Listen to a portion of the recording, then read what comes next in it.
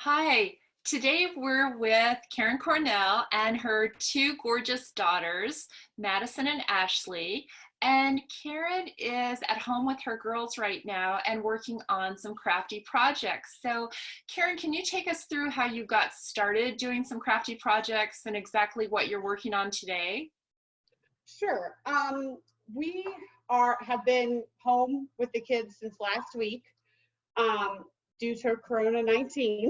So I have had to kind of create a curriculum for my kids to keep them entertained because the school only requires them 60 minutes, but I need more for them to do.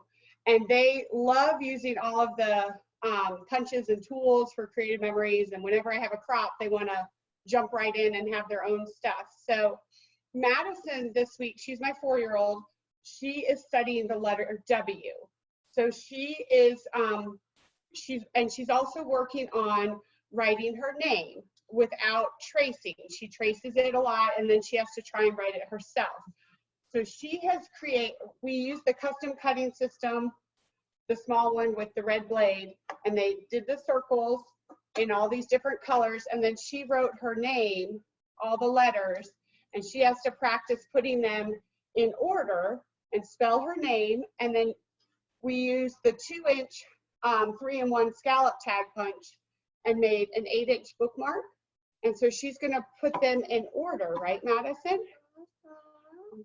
So let's try. And so how do you spell your name? Oh, okay. I don't have to say your name. M-A-D. And I.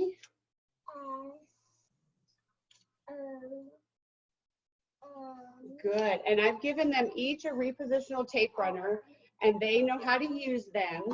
So they're going to put and Ashley already has hers over here. She did hers in a pattern. So she's going to go ahead and do hers and put hers in a pattern. Go ahead and do that. So I've found that whatever I do with one child, I kind of have to do with the other. So we are doing, the letter W and for Madison, but Ashley wants to do the craft project too. So she's creating her bookmark. And for Ashley, she's in 1st grade and she is just now getting to chapter books. So she's very excited to make her own personal bookmarks. She loves reading princess books.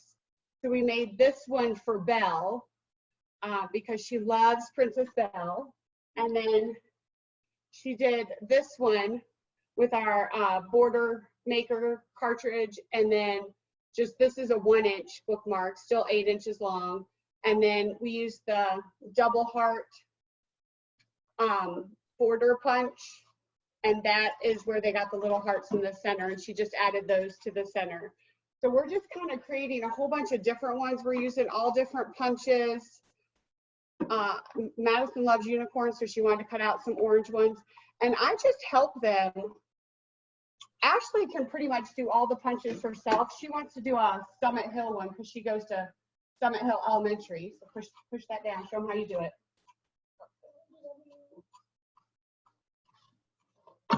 And so I just hold the paper for them so that it doesn't slide, and then she can push that down herself. Madison, she sometimes needs a little bit extra help, so I let her try, and then I just give it a little push at the end. But they both know how to push them down. Yeah, go ahead and put it down. And so she wants to do she's got it ready over here to do the border punch. You want to do the border punch? That is for her paw prints because they're Summit Hill Huskies. But they know how to rub off the repositional. I think the repositional works better for them than the regular tape. And they've just had a great time making all kinds of border,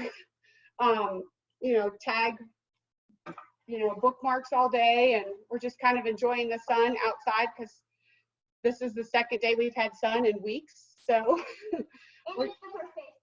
And it's the first day of spring, so we need to do all our schoolwork outside. Oh, that's perfect. And I think you guys did an awesome job. I love that you have age-appropriate tools and techniques and crafts for the girls.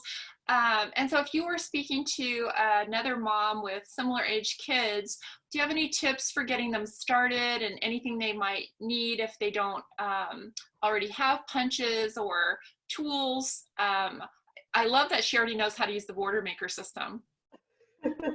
She's not pushing it all the way, but she's doing pretty good. I would suggest for the little ones to just kind of be there and hold their hand.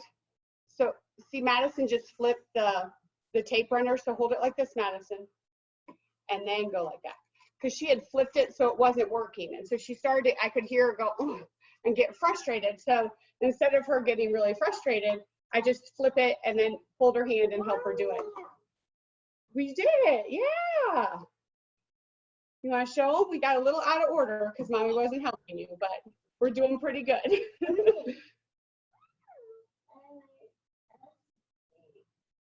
Yeah, so we'll work on that. But the Madison, yeah, so you know the order. So because it's repositional, we can fix that. There's D. I would also suggest, like with Ashley, she's had a lot more experience in it. I'll put your paper up. If you start the paper, if you line it up for them first, then let them push it down and then let them do it. Like kind of take the beginning step, set it up for them so that they're going to have automatic success. If you let them just say, go cut, they're not going to get it right away. But they will start getting it pretty quickly. Like she didn't like how her paper for school was cut today. She went into my scrapbook room and got the trimmer and cut it. So, oh, it was already in the dining room. So she went and got it. But I would also just let them play with them. Like they can figure out that this is a punch to put paper in. And then what do you do with it, Madison? Now show them how you do it. So I put the paper, I made sure the paper was right. And she did that all by herself. And she got her, show them your red unicorn.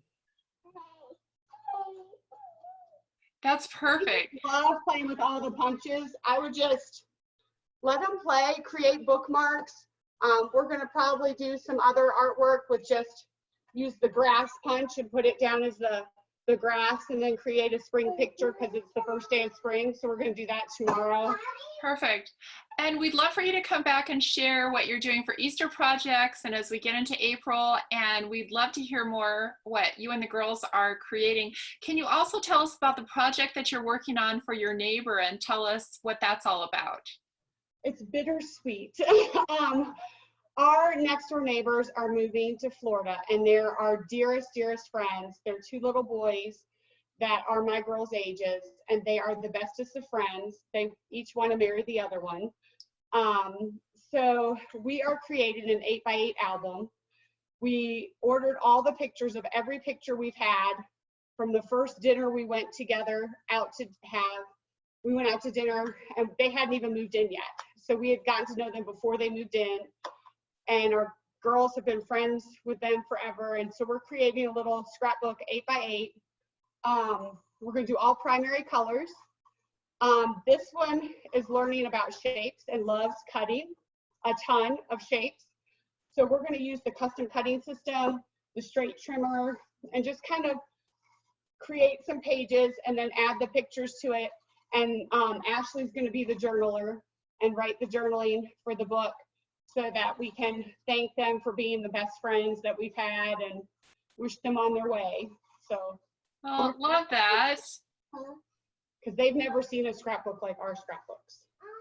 It'll be a treasure for sure. So will you come back and share more with us? Girls, thank you for crafting with us today. And will you come back and share more with us? Thank you.